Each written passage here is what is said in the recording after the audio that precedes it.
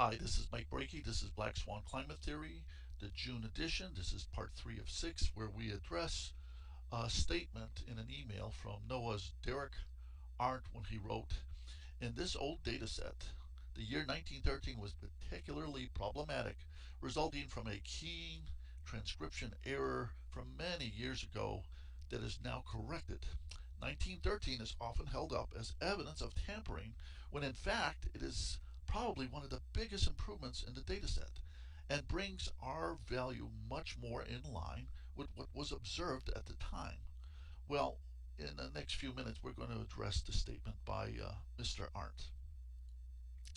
Here is the data and the link to the data on the main site.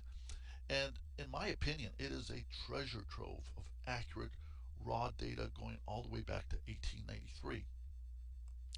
Now, the time in question, 1913, we see that based on the footnotes for the information provided below, which is month by month for each of the years, 1913 climate data was intact and was very accurate at 7,243.3 heating degree days. Remember, the more heating degree days you have, it results in saying that you needed more heating, and so that the overall temperature was lower.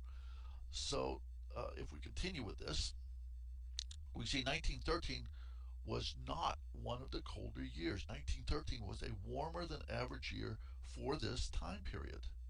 Here's an example of cold.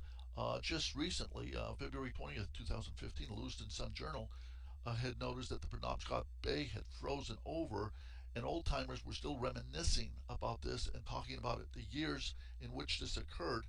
And 1913 was not one of the years this occurred.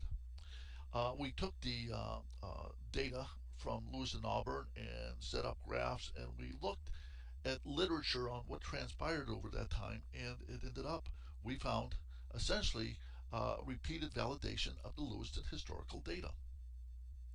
So let's get back to Derek Arndt's comments. What we have here is at the 7,243 heating degree days actually looks realistic and reasonable. 1913 was indeed warmer than the average back then. We see this on several support factors too. For instance, the Pacific Ocean in 1913, it had gone from blue to red for a short period of time. Even though we were in the middle of a cooling period with the Atlantic, you see a spike here where around 1913 and 14, there may have been some volcanic action somewhere. The key thing is temperatures rose, and this was reflected in what was seen in the data for 1913 here in Maine. NOAA did not, for some reason, NOAA did not like the warm 1913 year and wanted to change it with their, I believe, their 2011 algorithm. But they screwed up and made it even worse by reducing heating degree days by 10% as opposed to raising it by 10%. So if they say there was major flaws in the data, it was their cooking of the temperatures that created the problem in the first place. And once I had read this from Arndt, I started doing some research and found that there was a study by another gentleman in Zone 13, which is just north of Lewiston, Auburn, where he was using Farmington data. And he was having the same complaint of what I've seen here, huge variations in the data.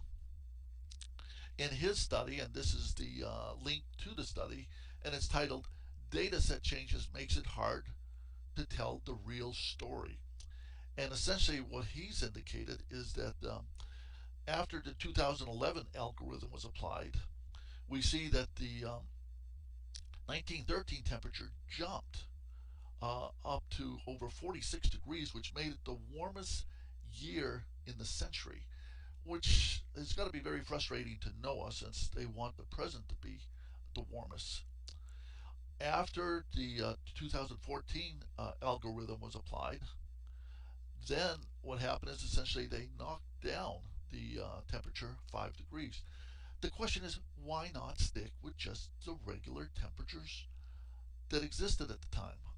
We had good heating degree days. Why make these manipulations? And we'll get into that a little later.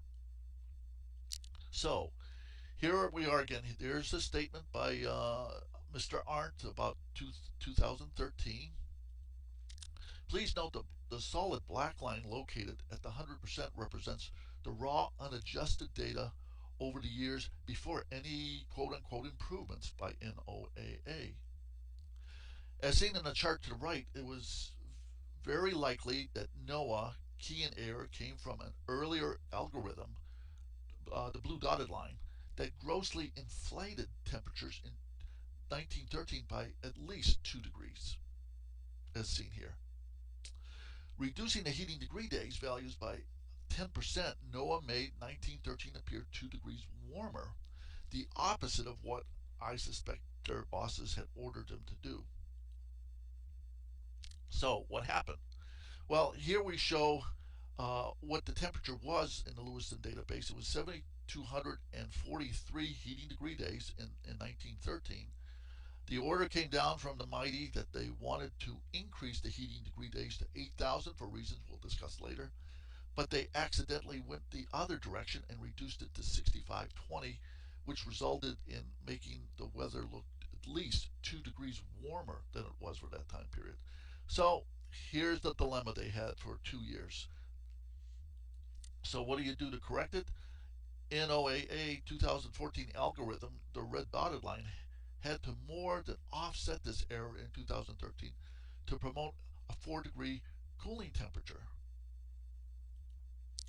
So they had to increase the next algorithm 22% to offset the 10% that was seen in the past. The present net global warming algorithm, noted by the solid green line you see here, shows the extent of manipulation of the basic raw climate data, which is the black line.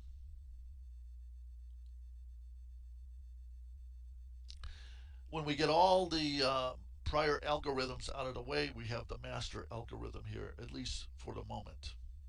The master NOAA algorithm applied to all raw temperature data is to assure a global warming trend over 120 years. This NOAA algorithm assures colder temperatures records for the past. It appears the NOAA algorithm anticipates colder temperatures in the near future. NOAA is even biasing recent temperatures as colder to avoid any black swan events in the near future. So we see here, even with most recent data, they're tweaking it colder in their analysis. They'll call it an aberration or something, but to me, they're indicating they feel we are in global cooling, the powers that be, and they just can't let that information get out to the public. Heating degree days inflation created in prior decades assures the illusion of global warming in the present. Federal NOAA's strategy has to keep improvements simple. As I did this research, I checked the internet, and it's just, you'll see a slew of things like this. Climate theories crumble as data and experts suggest global cooling. These are the challenges that NOAA has.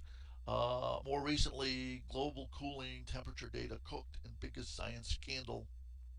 And more recently, scientists launched investigation of climate data adjustments. This will be submitted to that group in Europe, these presentations. So looking at the heating degree days, what I've also done is I've provided all the information. I've provided the raw data from Lewiston, Auburn, for all 120 years, the data from NOAA for 2013, and the data for NOAA for 2015, so we can see the discrepancies over time. I've also put in the percentages of change for each of these so that you can determine what the array algorithm is that's used by NOAA in their master model. All this information is presented here. So in bottom lines, if we were to look at the basic raw data as it is right now for what would be CD2 district, the southern interior corridor of Maine by NOAA, or our raw data, we'd see here are our actual heating degree days. The question is, what do unadjusted heating degree days look like after the master algorithm is applied? And bear in mind, if we see the numbers, the green go higher, it means more heating degree days, which means colder temperatures. And so we apply the algorithm, and here we go where we see much colder temperatures recorded in the earlier years, and as we work our way to the present, still tweaking colder but less significant, so it could be perceived as just an aberration and just a difference of opinion by people. But this is an elaborate setup to perpetuate the global warming theory. Is it just Maine? Well, let's take this a little bit further. I'm going to take Maine here, the raw data. I'm going to set up 2015 after the master algorithm is used. I'm going to set up the scales so they match each other. And again, what you see here is that the Maine climate 2015 is buried under higher heating degree days, whereas you can see it clearly here, which shows how much additional heating degree days has been added. In fact, we've done the calculations, and essentially, heating degree days have been increased about 5%, a little over 5% for the 120 years, weighted towards the back end to sustain global cooling. Now, the question would be, okay, this is Maine, and we've repeated this several times. Now, what's happening with the United States? Well, again, I took and archived United States data at the same time I did this.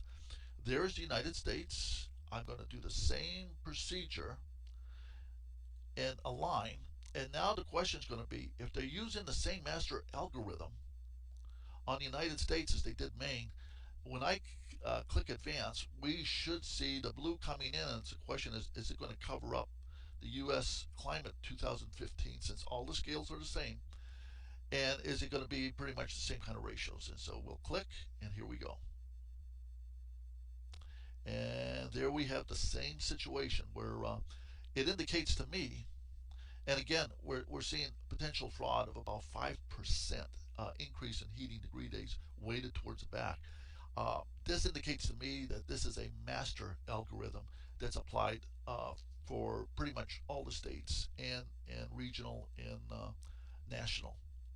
I don't know about out of state, out of country. Others would have to check that. And so with that, this is why I'll finish up by saying it's important to have unblended, untouched data if you're going to do any serious work on heating degree days. I do not trust NOAA. NOAA does a lot of brilliant things.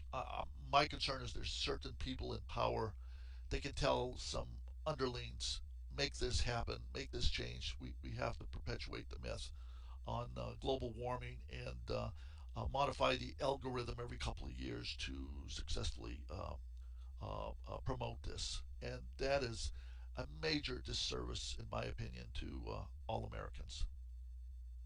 And with that, we'll end this section. The next will be part 4 of 6, Maine weather zones. We're going to get more specific on some of the things occurring in the Maine zone here in the way of temperatures. So thank you for listening.